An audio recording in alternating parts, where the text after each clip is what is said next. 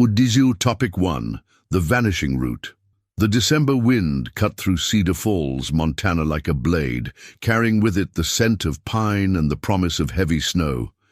Harold Hank Morrison pulled his postal service jacket tighter as he stepped out of his modest ranch house on Elm Street, lunch pail in one hand, thermos of coffee in the other. At 34, Hank had the kind of steady reliability that small towns depend on, a man who knew every dog's name along his route, every elderly resident who waited by their mailbox just to exchange a few words about the weather. Margaret Morrison watched from the kitchen window as her husband climbed into the familiar blue and white postal truck, the same routine they'd shared for 8 years of marriage.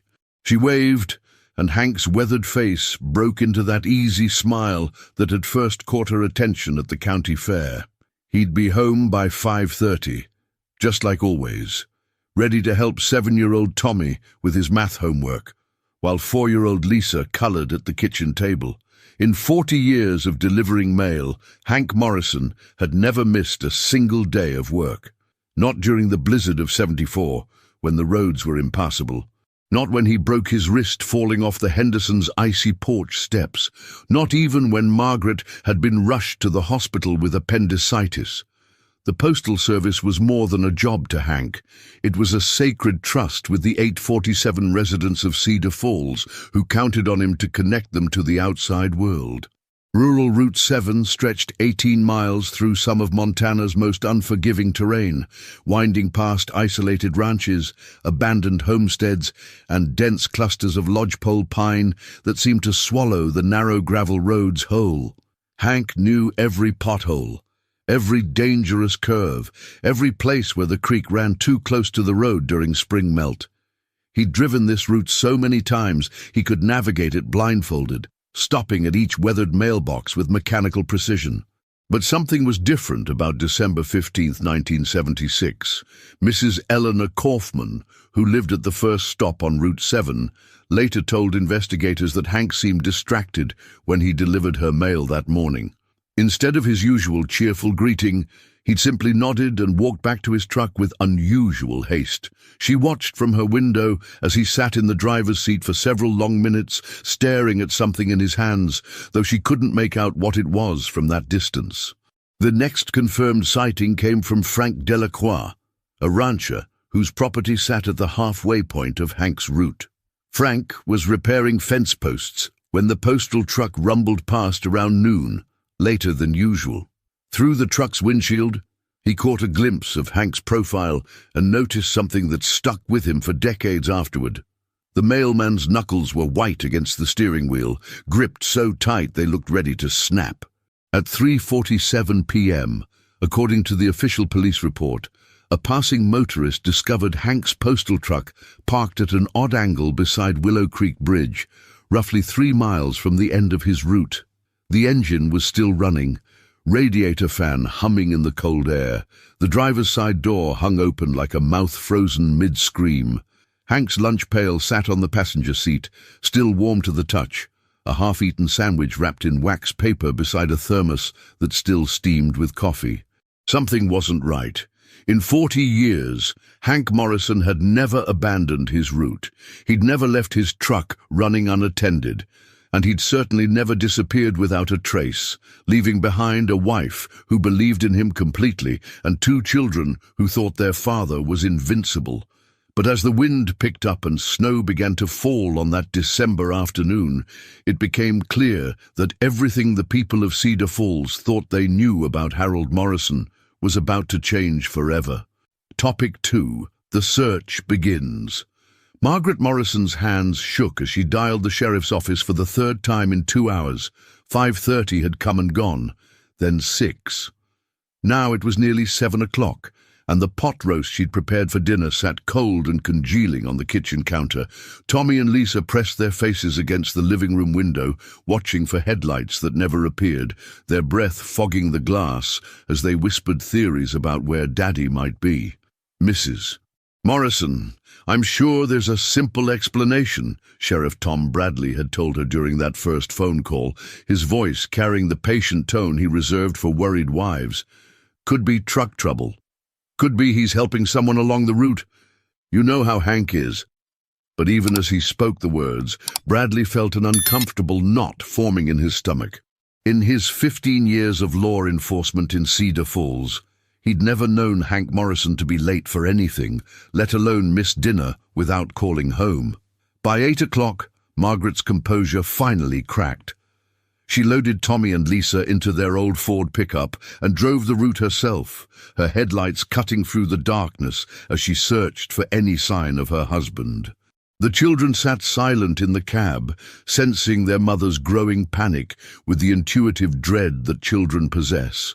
When Margaret's headlights finally illuminated the abandoned postal truck beside Willow Creek Bridge, she pulled over and sat staring at the scene for nearly 10 minutes, her mind unable to process what she was seeing.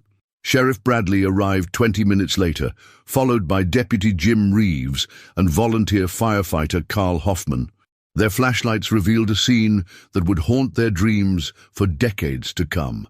Hank's lunch pail sat exactly where the earlier motorist had described it, the coffee in his thermos still lukewarm, despite hours in the December cold.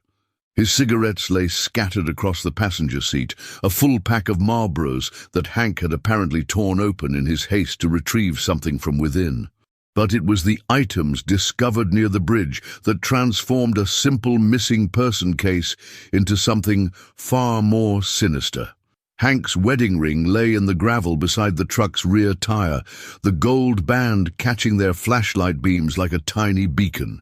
His wallet had been tossed into the tall grass 20 feet away, empty of cash, but still containing his driver's license, postal service ID, and a faded photograph of Margaret and the children taken at last summer's church picnic.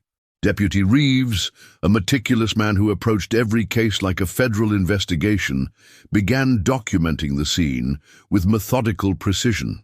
The truck's odometer showed exactly 127 miles, the precise distance Hank should have traveled to complete his route.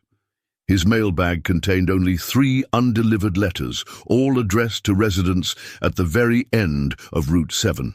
This meant Hank had been within miles of finishing his day when something had caused him to abandon everything he held dear. The search began in earnest the following morning. Sheriff Bradley organized 37 volunteers into teams, each assigned a section of the dense forest that bordered Willow Creek. Margaret walked among them like a ghost, her face pale and drawn, clutching one of Hank's flannel shirts to her chest. The scent of his aftershave still clung to the fabric, mixing with the smell of pine needles and fear that seemed to permeate the entire search area. For 3 days, they combed through every thicket, every ravine, every abandoned cabin within a 5-mile radius of the bridge. Search dogs brought in from Billings picked up Hank's scent near the creek bank, but lost it at the water's edge, as if he had simply vanished into the rushing current.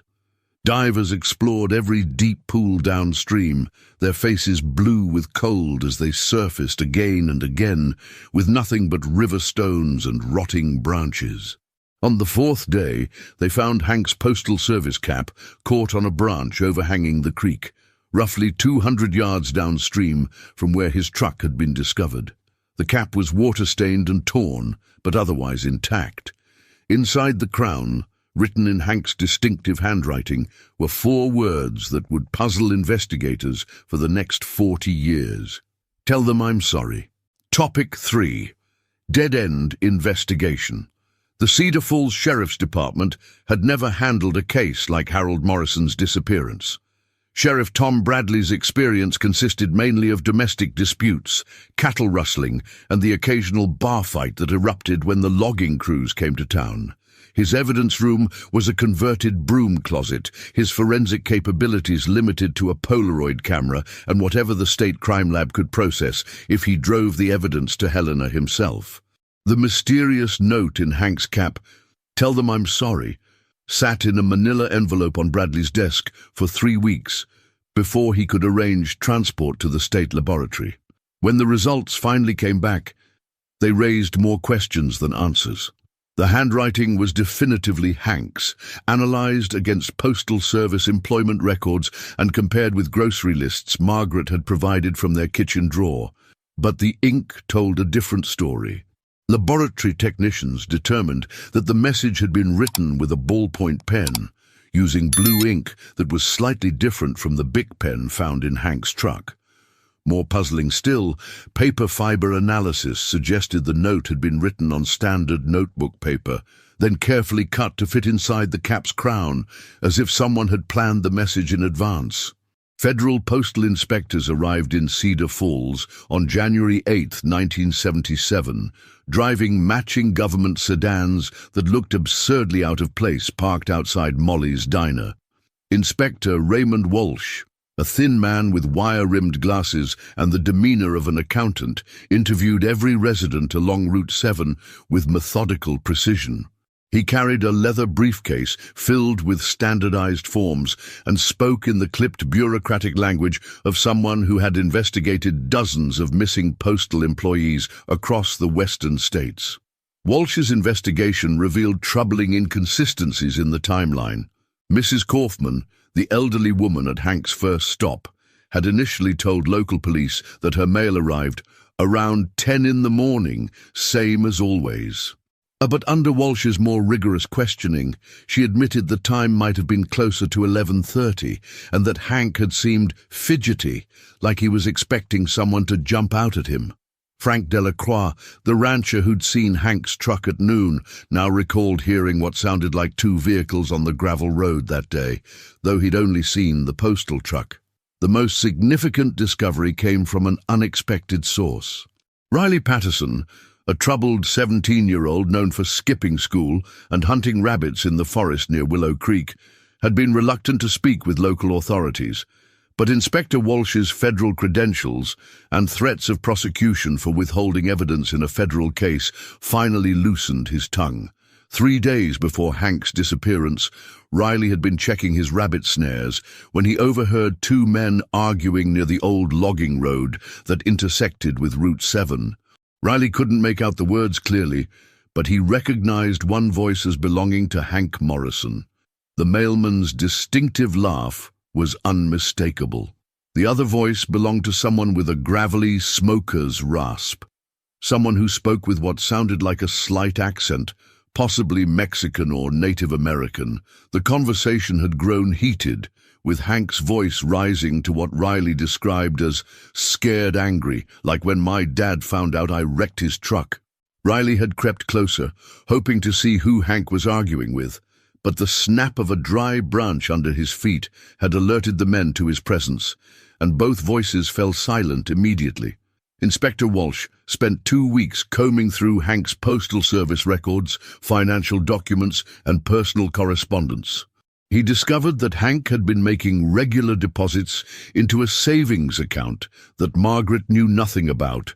Small amounts, never more than $50 at a time, but consistent deposits that had been occurring for nearly 18 months. When confronted with bank records, Margaret broke down completely, sobbing that she had trusted Hank with everything and never questioned his handling of their finances.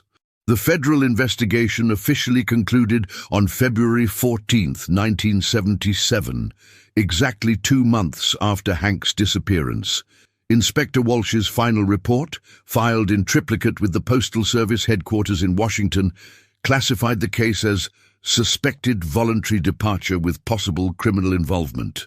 The language was deliberately vague, designed to keep the case technically open, while acknowledging that federal resources could not be justified for an extended investigation into what appeared to be a missing adult who had left evidence suggesting intentional disappearance. Sheriff Bradley kept the case active in his files, but with no new leads and mounting pressure to focus on more pressing local crimes, the search for Harold Morrison gradually faded into the background of Cedar Falls' collective memory. The abandoned postal truck was eventually towed to the county impound lot, where it sat rusting among other forgotten vehicles, its odometer still frozen at exactly 127 miles. Topic 4. The Haunted Family. Margaret Morrison aged 10 years in the first 6 months after Hank's disappearance. The vibrant woman who had once organized church potlucks and coached Little League games became a hollow-eyed shadow who jumped at every unexpected sound and stared out her kitchen window for hours, watching for a truck that would never return. She began sleeping in Tommy's room, unable to bear the emptiness of the bed she had shared with Hank for 8 years, and the boy would often wake to find his mother sitting by the window, still in yesterday's clothes, waiting for sunrise to bring news that never came. The children processed their father's absence in vastly different ways. 7-year-old Tommy became obsessively responsible, as if perfect behavior might somehow summon his father home. He completed his homework without being asked, helped with household chores that were far beyond his years, and never complained when Margaret forgot to pack his lunch or when dinner consisted of nothing but crackers and canned soup. At night, he would lie awake listening to his mother's muffled crying through the thin bedroom wall, promising God that he would be the best son in the world if only Daddy would come home. 4-year-old Lisa, too young to understand the permanence of disappearance, continued asking when Daddy was coming home, until the questions drove Margaret to fits of inconsolable weeping. The little girl began drawing pictures of their family at the kitchen table, always including a fourth figure labeled Daddy in shaky crayon letters, as if she could summon him back through sheer artistic will. She started hoarding small objects, bottle caps, smooth stones, strips of colored paper, hiding them under her bed in what she called her daddy box, treasures she planned to show him when he returned from wherever he had gone. The financial devastation struck gradually, like a slow-moving avalanche. Hank's postal service benefits provided some survivor assistance, but it wasn't enough to cover the mortgage on their house, and Margaret's complete inability to focus on finding work. Bills piled up on the kitchen counter like accusatory letters, each one another reminder of Hank's absence.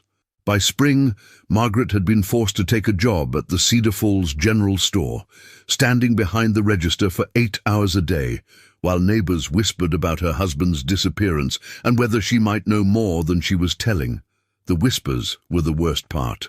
In a town of 847 people, secrets were impossible to keep, and theories about Hank's fate spread through Cedar Falls like wildfire. Some believed he had been murdered by drifters or drug dealers from the reservation. Others whispered about gambling debts or another woman in a distant town. The cruelest rumors suggested that Margaret herself had been involved, that she had driven him to desperation with nagging or infidelity. These whispers followed her everywhere, to the grocery store, to parent-teacher conferences, to church services, where she sat alone in the pew she had once shared with her husband. Margaret's annual searches became legendary in Cedar Falls, though not always for sympathetic reasons. Every December 15th, she would pack sandwiches and coffee into a worn backpack and walk Route 7 from beginning to end, calling Hank's name into the wind and examining every depression in the forest floor that might conceal evidence the official searches had missed. The first few years, concerned neighbors joined her, forming small search parties that combed through the same areas that had been thoroughly investigated by professional teams. But as the years passed and Margaret's behavior became more desperate, fewer people volunteered to accompany her on what many viewed as futile exercises in denial. By 1985, Margaret's December searches had become solitary affairs. She would disappear for entire days, sometimes camping overnight in the forest despite sub-zero temperatures, emerging frost-bitten and exhausted with pockets full of items she was convinced were clues. Rusted bottle caps, fragments of fabric that had probably been hanging on trees for decades, animal bones that she was certain belonged to human remains. Tommy, now 16 and working part-time to help support the family, would drive the back roads, looking for his mother, terrified that he would find her frozen body beside some remote trail. The impact on the children was profound and lasting. Tommy excelled academically, as if perfect grades could somehow solve the mystery of his father's disappearance. But he struggled with relationships and trust issues that would follow him into adulthood. He became the family's protector at an impossibly young age, screening his mother's phone calls from reporters and curiosity seekers, handling household finances when Margaret became too overwhelmed to pay bills, and eventually serving as a buffer between his mother's obsession and his sister's need for a normal childhood. Lisa's memories of her father grew hazier with each passing year, replaced by the mythology of Hank Morrison that her mother constructed through endless retellings of their life together. She learned to stop asking questions about him when she realized that each inquiry sent Margaret into spirals of grief that could last for weeks.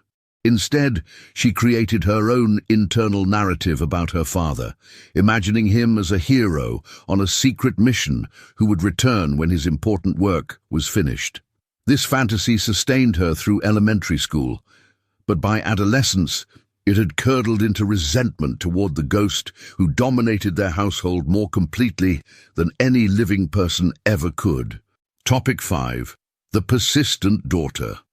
Lisa Morrison Chen stood in her mother's bedroom, surrounded by 40 years of accumulated obsession. Cardboard boxes lined every wall, each one meticulously labeled in Margaret's deteriorating handwriting.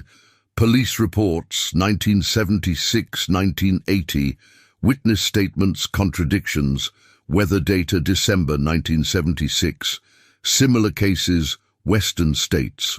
The smell of old paper and mothballs hung heavy in the air, mixed with the lingering scent of the lavender sachets Margaret had tucked between folders in a futile attempt to preserve what she called her evidence archive. Margaret had died 3 months earlier, her heart finally giving out after decades of carrying a burden too heavy for one person to bear. At 52, Lisa found herself the reluctant inheritor of her mother's lifelong investigation, faced with the impossible task of deciding what to do with thousands of documents, photographs, and handwritten theories that represented 4 decades of a woman's desperate search for answers that might not exist. Lisa had spent her adult years running from her father's ghost. After graduating from Montana State University with a degree in computer science, she had moved to Seattle, married David Chen, and built a successful career in software development.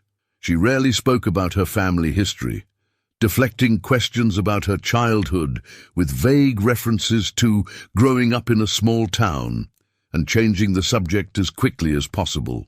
But standing in her mother's bedroom, surrounded by the physical manifestation of trauma that had shaped her entire family, Lisa felt the familiar pull of unanswered questions that had haunted her since childhood.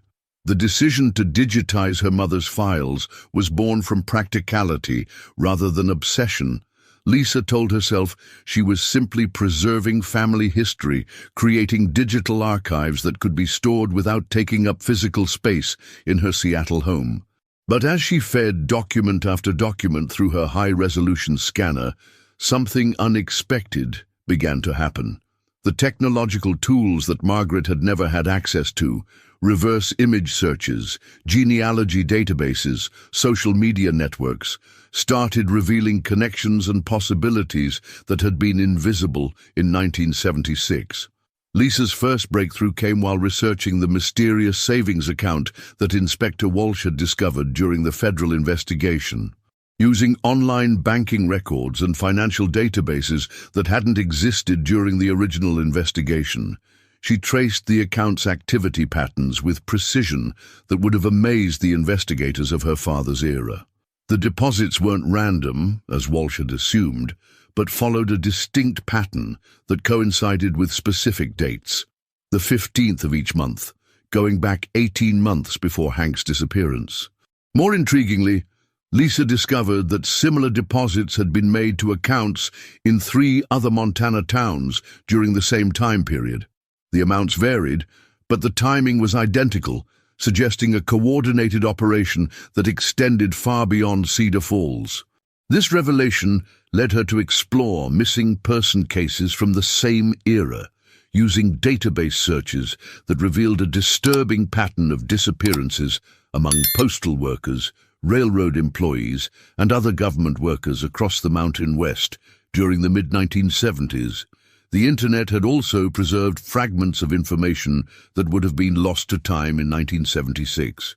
Lisa found digitized newspaper archives, obituaries, and even high school yearbooks that contained photographs and information about people mentioned in the original investigation.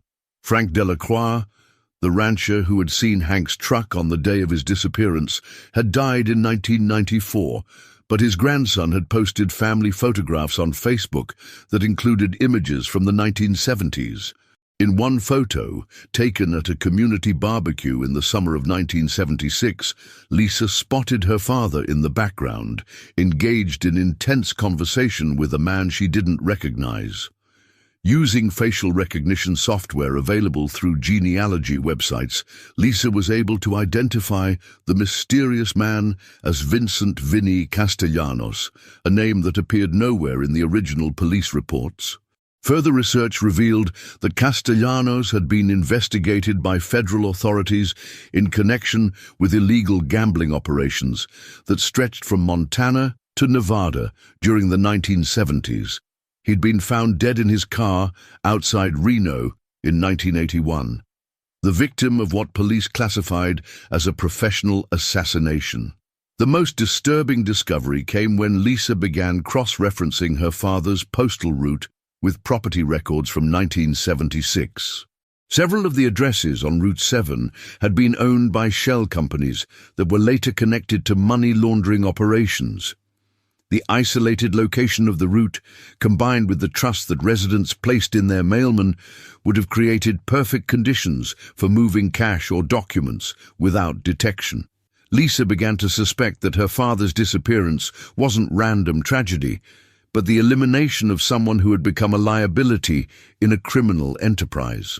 As Lisa delved deeper into her research, she found herself exhibiting behaviors that reminded her uncomfortably of her mother's obsession. She would spend entire weekends hunched over her computer, following digital breadcrumbs that led to new theories and possibilities. David began complaining about her distraction, her tendency to disappear into research for hours at a time, her growing collection of printed documents that were beginning to colonize their home office in the same way Margaret's boxes had taken over the house in Cedar Falls, but Lisa couldn't stop. Each new discovery felt like vindication for her mother's decades of searching, proof that Margaret's instincts about conspiracy and cover-up had been correct. The technology that Margaret had never had access to was finally providing the tools necessary to uncover the truth about Harold Morrison's disappearance. Lisa just had to be smart enough to use them without losing herself in the process the way her mother had. Topic 6. The Breakthrough Discovery. October 12, 2016, dawned crisp and clear in the Beartooth Mountains, the kind of autumn day that draws hikers from across the region to experience Montana's wilderness in its full golden glory. Jake Richardson and his college roommate Marcus Webb had driven up from Bozeman for what they planned as a challenging overnight backpacking trip through some of the most remote terrain in the state. Both experienced outdoorsmen, they had deliberately chosen an unmarked trail that would take them away from the crowds of casual hikers who stuck to well-maintained paths closer to the highway. The terrain was punishing, requiring them to navigate steep ravines and dense thickets of mountain mahogany that clawed at their equipment and clothing. By mid-afternoon, they had descended into a narrow canyon that didn't appear on any of their topographical maps, following what appeared to be an old game trail that wound between towering granite cliffs. The canyon was eerily quiet, insulated from wind and wildlife by its steep walls, creating an almost cathedral-like atmosphere that made them speak in whispers. It was Marcus who first spotted something unusual wedged against a fallen log in what had once been a seasonal stream bed. At first glance, it looked like just another piece of forest debris, a dark, weather-stained object that blended almost perfectly with the surrounding deadfall. But something about its shape caught his attention, a geometric regularity that seemed out of place in the organic chaos of the wilderness. When he called Jake over for a second opinion, both men realized they were looking at something that had been crafted by human hands. The object was a mail satchel, though 40 years of Montana weather had reduced it to something barely recognizable. The leather had cracked and split, allowing decades of rain and snow to penetrate the interior, while the metal hardware had oxidized into abstract sculptures of rust and corrosion. But the basic structure remained intact, and when Jake carefully lifted it from its resting place, they could see faded remnants of what had once been United States Postal Service markings on the flap. Jake, a geology graduate student with experience in archaeological field techniques, understood immediately that they had stumbled onto potential evidence in a criminal investigation. Using his phone to document the discovery site with GPS coordinates and detailed photographs, he carefully examined the surrounding area for additional items that might have been scattered by animals or weather. The satchel's location, wedged deep in a canyon that would be impassable during spring runoff, suggested it had been there for decades. The interior of the satchel contained a treasure trove of preserved material, protected by the leather exterior and sealed in plastic evidence bags that had somehow remained partially intact. Dozens of letters and packages had survived 4 decades of exposure with remarkable clarity. The postmarks were clearly visible. December 15th, 1976. The return addresses were all from residents of Cedar Falls, Montana, and the surrounding area. But it was the personal items mixed among the mail that transformed this archaeological discovery into something far more significant. A laminated identification card, though water-damaged and partially illegible, clearly bore the name Hank Morrison and the seal of the United States Postal Service. Wrapped in what appeared to be oilcloth, they found a .38 caliber revolver that Jake recognized as a standard Smith & Wesson model commonly carried by federal employees during the 1970s. Most disturbing of all was a sealed envelope marked "personal" in handwriting that had remained perfectly legible despite 4 decades of weathering. Marcus wanted to open the envelope immediately, driven by the same curiosity that compels people to slow down at accident scenes. But Jake, understanding the legal and forensic implications of their discovery, insisted they contact authorities before disturbing anything further. Using his satellite communicator, he reached the Park County Sheriff's Department and reported their find, providing detailed GPS coordinates and requesting that investigators be dispatched to secure the scene. The response was immediate and overwhelming. Within 6 hours, the remote canyon was swarming with law enforcement personnel from multiple agencies. FBI evidence recovery teams, brought in due to the federal nature of postal crimes, established a perimeter around the discovery site and began processing the scene with the same methodical precision they would apply to a fresh crime scene. Special Agent Rebecca Torres, a forensic specialist with decades of experience in cold case recoveries, supervised the careful extraction of every item from the satchel, documenting each piece with photographs and detailed written descriptions. The sealed envelope marked "personal" became the focus of intense scrutiny. X-ray analysis revealed what appeared to be multiple pages of handwritten text, along with several small photographs. Agent Torres made the decision to open the envelope under controlled laboratory conditions, using techniques designed to preserve fragile documents that had been exposed to extreme environmental conditions. The process would take weeks, but the potential significance of the contents justified the careful approach. News of the discovery spread through Cedar Falls like wildfire, reaching Lisa Morrison Chen in Seattle through a phone call from Tommy, who had remained in Montana and still maintained connections throughout their hometown. For Lisa, the discovery represented validation of everything her mother had believed for 40 years. Margaret Morrison had been right to suspect that crucial evidence remained hidden somewhere in the wilderness surrounding Route 7. She had been right to continue searching long after everyone else had given up hope. Most importantly, she had been right to believe that the official investigation had missed something critical about her husband's disappearance. But as Lisa prepared to return to Montana for the first time in over a decade, she couldn't shake the feeling that her mother's 40-year search was about to uncover truths that might be more devastating than the mystery itself. Topic 7. The Hidden Truth. The FBI Forensics Laboratory in Quantico had processed thousands of cold case documents over the decades, but the letter extracted from Harold Morrison's mail satchel presented unique challenges. 40 years of exposure to moisture and temperature fluctuations had caused the ink to fade and bleed in places, while the paper itself had become so fragile that it threatened to disintegrate at the slightest touch. Document specialist Dr. Sarah Chen, no relation to Lisa's husband, worked under high-powered magnification with tools originally designed for archaeological preservation, carefully separating pages that had fused together and applying chemical treatments to enhance the legibility of faded text. The letter was addressed to Margaret Morrison, written in Hank's distinctive handwriting with the same blue ballpoint pen that had been found in his postal truck. But unlike the cryptic message found in his cap, this document contained 4 pages of detailed explanation that would shatter everything the Morrison family believed about the man they had mourned for 40 years. The opening lines, enhanced through digital imaging technology, were devastating in their directness. My dearest Margaret, if you are reading this, then something has gone terribly wrong, and I'm probably already dead. I need you to know that everything I am about to tell you is true, even though I know you will find it impossible to believe. The letter revealed that Harold Morrison had been systematically stealing mail for nearly 2 years before his disappearance.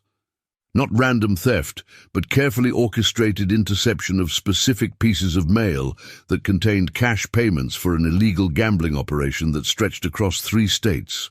Hank's position as a rural mail carrier had made him the perfect inside man for an organization that needed to move money without leaving traditional banking records. His route included several remote addresses that served as drop points for cash collections, and his trusted status in the community meant that no one questioned his presence at any location along his 18-mile circuit. The operation had been sophisticated, involving modified mailboxes with false bottoms that allowed Hank to retrieve cash while leaving legitimate mail undisturbed. He had been recruited, according to his letter, by Vincent Castellanos during a chance encounter at a truck stop outside Billings. Castellanos had identified Hank as someone with financial pressures. Margaret's medical bills from a difficult pregnancy with Lisa had strained their savings, and vulnerable to the promise of easy money that would solve their problems without anyone being hurt. What had started as occasional theft of $20 or $50 bills had escalated into something far more dangerous. By the winter of 1976, Hank was handling thousands of dollars in weekly transactions, skimming a percentage for himself while ensuring that the majority reached its intended destinations within the criminal network. The secret savings account that Inspector Walsh had discovered represented only a fraction of the money that had passed through Hank's hands, carefully deposited in small amounts to avoid attracting attention from bank officials who might report unusual activity. But the system had begun to unravel in the months before Hank's disappearance. Federal postal inspectors had launched a nationwide investigation into mail theft, and several carriers in neighboring states had been arrested on charges that could have led them directly to the Montana operation. Hank had become increasingly paranoid, convinced that he was being watched by federal agents and terrified that his involvement would be discovered. The letter described sleepless nights spent listening for cars that might contain surveillance teams, and a growing certainty that his criminal associates would eventually view him as a liability that needed to be eliminated. The most shocking revelation came in the letter's final pages, where Hank detailed a plan to fake his own death and disappear into Mexico with enough stolen money to start a new life. He had been skimming additional funds from the operation for months, building a nest egg that would allow him to vanish completely while leaving behind evidence that would suggest he had been murdered by his criminal associates. The plan was elaborate, involving staged evidence at Willow Creek Bridge, pre-written notes that would misdirect the investigation, and a carefully orchestrated disappearance that would transform him from criminal to victim in the eyes of law enforcement. "I know this makes me a coward," Hank had written in his final paragraph, "but I cannot face prison, and I cannot face the shame of what I have become. You and the children deserve better than the truth about who I really am. If this plan works, you will mourn a husband and father who died mysteriously rather than learning that he was a criminal who abandoned his family to save his own skin. I pray that you will eventually forgive me, even though I know I don't deserve forgiveness." The letter explained the inconsistencies that had puzzled investigators for decades. The mysterious second vehicle that Frank Delacroix had heard was driven by Confederates who had helped Hank stage his disappearance. The note in his postal cap had been written in advance, designed to suggest remorse without revealing the true nature of his crimes. Even the location where his personal effects had been found near the bridge had been carefully chosen to support the narrative of a man who had been murdered and whose body had been disposed of in the creek. But something had gone wrong with Hank's escape plan, and the mail satchel had ended up in a remote canyon instead of being destroyed as intended. Whether Hank had successfully reached Mexico or whether his criminal associates had discovered his double cross and killed him remained unclear. The letter raised more questions than it answered, but it definitively established that Harold Morrison's disappearance had been neither random tragedy nor simple murder. It had been an elaborate deception orchestrated by a man desperate to escape the consequences of his own criminal choices. Topic 8. Unraveling the mystery. The revelation contained in Harold Morrison's letter sent shockwaves through the Cedar Falls community that extended far beyond the Morrison family. Sheriff Tom Bradley, now 78 and long retired, sat in his living room reading photocopies of the letter with shaking hands, realizing that his investigation had been fundamentally flawed from its very beginning. The evidence he had interpreted as signs of foul play, the abandoned truck, the scattered personal effects, the cryptic note, had all been carefully planted misdirection designed to conceal the truth about Hank's criminal activities and planned disappearance. FBI Special Agent Rebecca Torres understood that solving a 40-year-old mystery would require more than analyzing a single letter, no matter how revealing its contents. She initiated a comprehensive review of the original investigation, using modern forensic techniques to re-examine physical evidence that had been stored in the Park County Sheriff's evidence locker for 4 decades. The postal truck, still sitting in a forgotten corner of the county impound lot, yielded new secrets when subjected to luminol testing that revealed traces of blood that had been invisible to investigators in 1976. The blood evidence was microscopic, but significant, suggesting that violence had occurred inside the truck, despite Hank's letter, claiming that his disappearance was entirely voluntary. DNA analysis of the samples was impossible due to degradation over time, but the blood's location and distribution pattern indicated a struggle that was inconsistent with Hank's planned escape scenario. Either his criminal associates had discovered his intention to flee and confronted him in the truck, or some other form of violence had occurred that Hank himself may not have anticipated. More revealing was the discovery of a hidden compartment in the truck's dashboard that had been missed during the original investigation. The compartment contained additional evidence of Hank's involvement in the mail theft operation, handwritten codes that corresponded to specific addresses along his route, a modified postal key that could open multiple mailboxes, and most significantly, a small notebook containing names and amounts that clearly documented illegal financial transactions. The notebook's final entry was dated December 14th, 1976, the day before Hank's disappearance, and showed a transaction for $15,000, far larger than any previous amount recorded in his careful ledgers.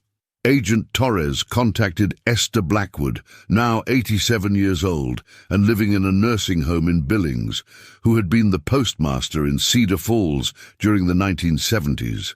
Blackwood's memory was sharp, despite her advanced age, and she recalled details about the mail theft investigation that had never been shared with local law enforcement. Federal postal inspectors had indeed been investigating irregularities in several rural Montana routes during 1976, and Hank Morrison's name had appeared on a list of carriers who were scheduled for intensive auditing beginning in January 1977. The timing was crucial. If Hank had known about the impending federal investigation, it would explain his desperation to escape before his crimes were discovered. Blackwood also remembered receiving reports from residents along Route 7 about occasional mail delivery delays and missing items, complaints that she had attributed to the challenges of rural service, but which now appeared to be evidence of systematic theft.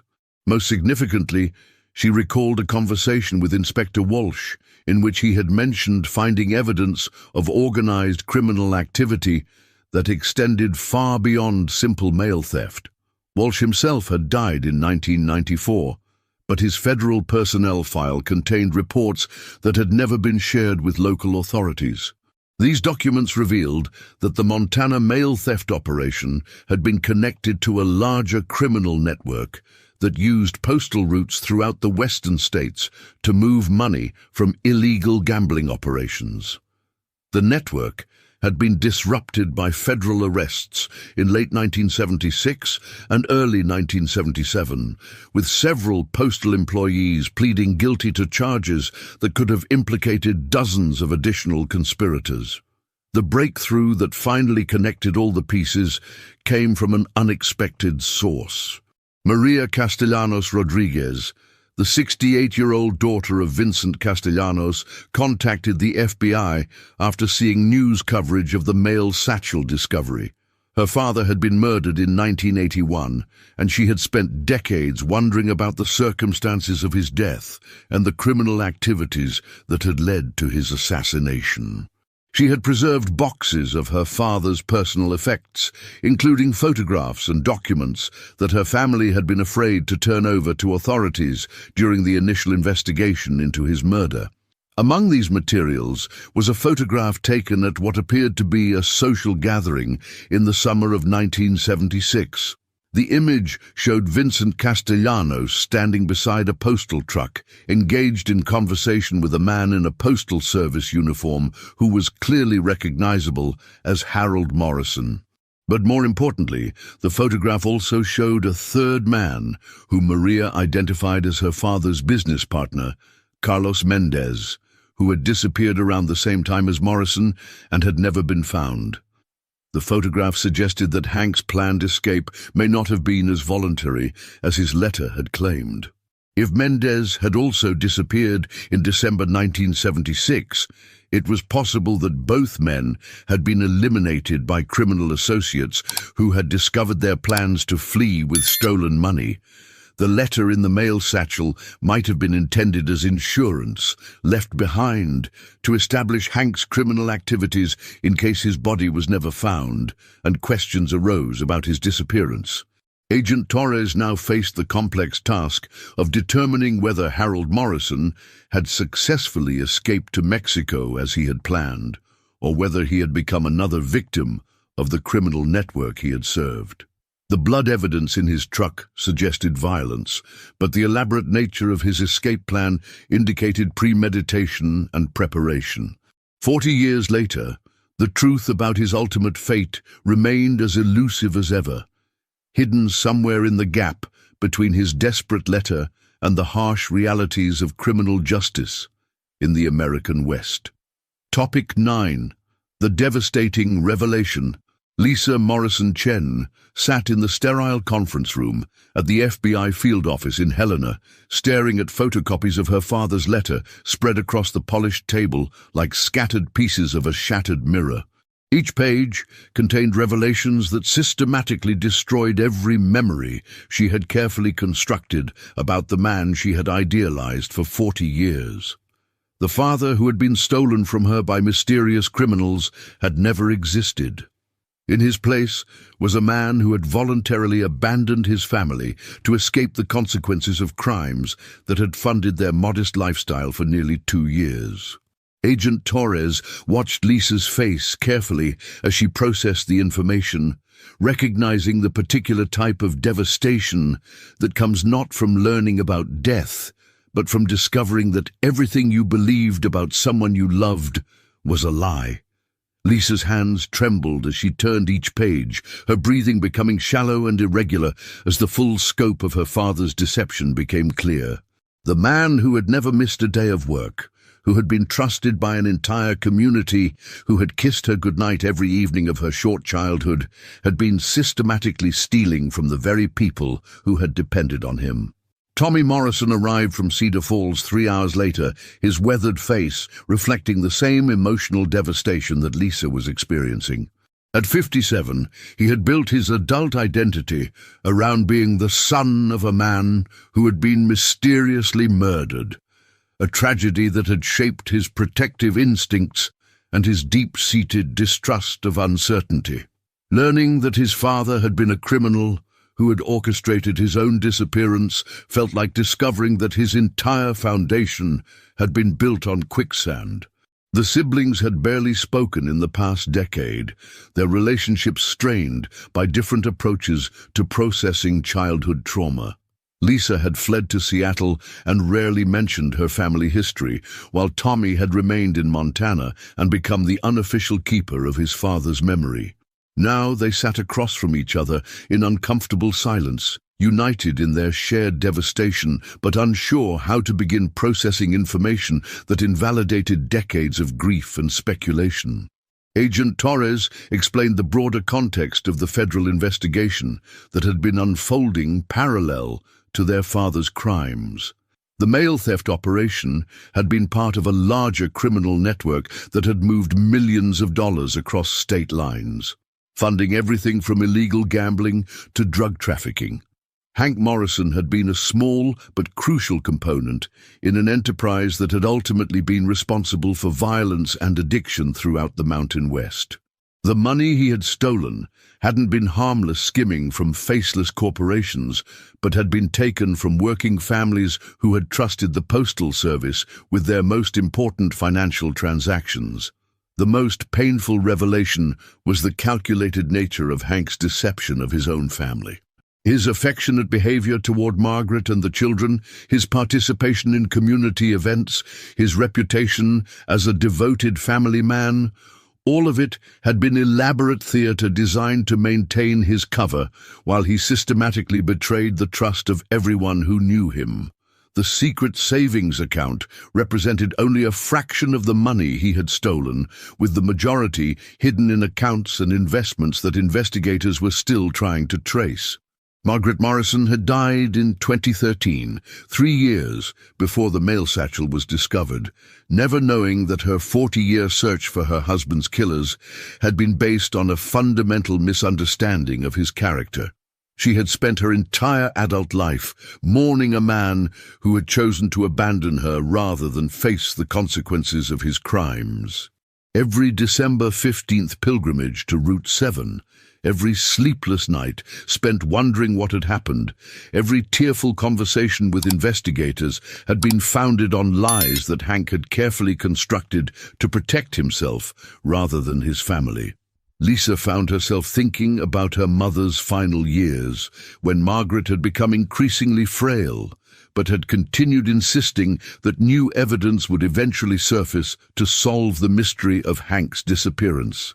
In her more lucid moments, Margaret had spoken about feeling Hank's presence, about dreams in which he appeared to tell her that the truth would eventually be revealed. Lisa had dismissed these conversations as the fantasies of a woman whose grief had never been properly processed, but now she wondered if Margaret had somehow sensed the deception that had shaped their entire family history. The financial implications were staggering. If Hank had successfully escaped to Mexico with stolen money, as his letter suggested, then he had funded his new life with funds that rightfully belonged to the families and businesses he had robbed. Lisa began to understand that her father's crimes had created victims beyond his immediate family, people whose insurance payments, tax refunds, and personal correspondence had been stolen to finance his elaborate escape plan. Tommy broke the silence that had settled over the conference room like dust, his voice barely above a whisper as he asked the question that neither sibling wanted to confront. "Do you think he's still alive?"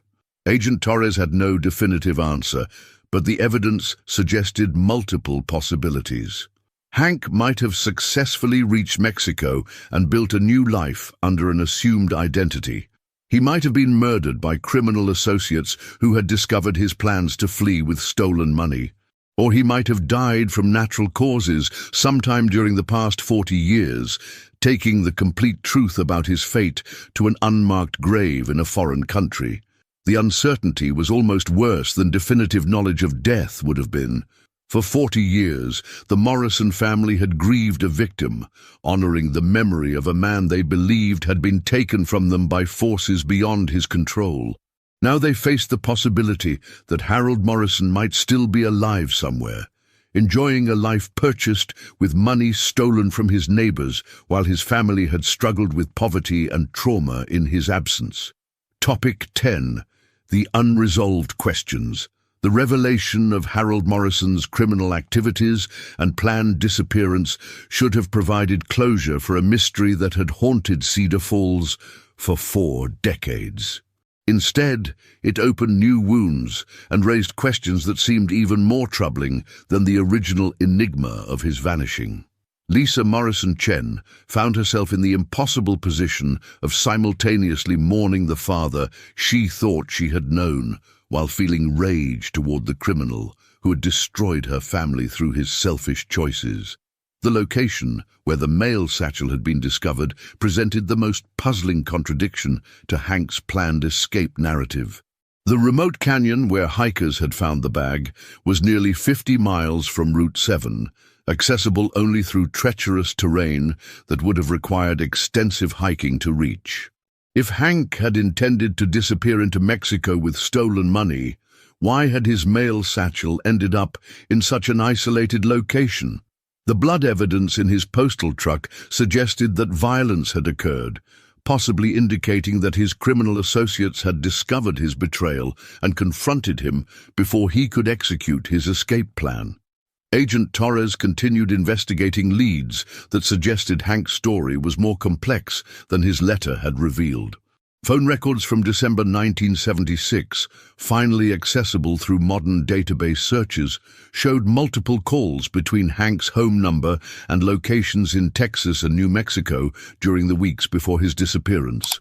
These calls had occurred when Margaret was at work and the children were at school, suggesting covert communication with individuals who were helping him plan his escape or possibly threatening him with exposure. The discovery of Carlos Mendez's simultaneous disappearance added another layer of mystery to the case. If both men had vanished at the same time, it suggested either a coordinated escape plan or a systematic elimination of loose ends by their criminal associates. FBI databases contained no records of either man entering Mexico legally during the winter of 1976-1977, but illegal border crossings were common and rarely documented during that era. Most troubling was evidence that suggested Hank might have returned to Montana at some point after his initial disappearance. The mail satchel's location in the remote canyon coincided with a hiking trail that had been created in the 1990s, nearly 20 years after Hank's vanishing. Local park rangers confirmed that the area had been virtually inaccessible before trail construction, raising the possibility that someone had placed the satchel there long after 1976. If Hank had somehow returned to hide evidence of his crimes, it would suggest a level of ongoing deception that extended decades beyond his original escape. Lisa struggled with the decision of whether to make her father's letter public or keep the devastating revelations within the family. Publishing the truth would vindicate her mother's belief that crucial evidence had been overlooked, but it would also destroy the memory of Harold Morrison that many Cedar Falls residents had preserved for 40 years. The elderly neighbors who had participated in search parties, the former colleagues who had spoken fondly of Hank's dedication to his job, the community members who had supported Margaret through decades of uncertainty, all of them would have to confront the reality that they had been deceived by a man they had trusted completely. The financial investigation revealed the scope of Hank's theft, but raised new questions about what had happened to the money he had stolen. Bank records showed that he had accumulated nearly $75,000 in various accounts, a fortune in 1976 dollars. But most of these funds had been withdrawn in cash during the weeks before his disappearance. If he had successfully escaped to Mexico, this money would have been sufficient to live comfortably for many years. If he had been murdered by his criminal associates, the location of these funds remained unknown.